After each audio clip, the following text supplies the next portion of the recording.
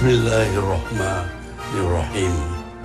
Wallahi wabillahi watallahi.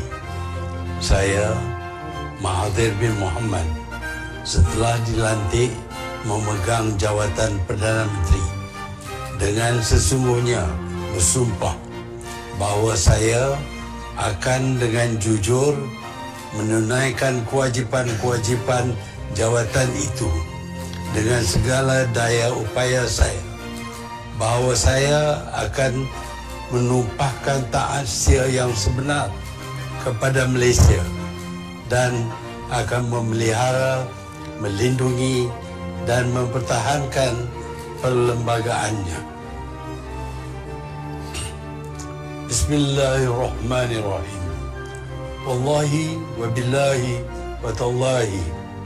Saya Mahathir bin Mohamad dengan sesungguhnya bersumpah bahawa saya tidak akan memberitahu atau menzahirkan kepada mana-mana orang, sama ada secara langsung atau secara tidak langsung, apa-apa perkara yang dibawa untuk pertimbangan saya atau yang akan saya ketahui sebagai seorang Perdana Menteri, kecuali sebagaimana yang mungkin dikehendaki untuk menunaikan dengan sewajarnya kewajipan-kewajipan saya sebagai yang demikian, atau sebagaimana yang mungkin dibenarkan dengan khas oleh Yang di-Pertuan Agong.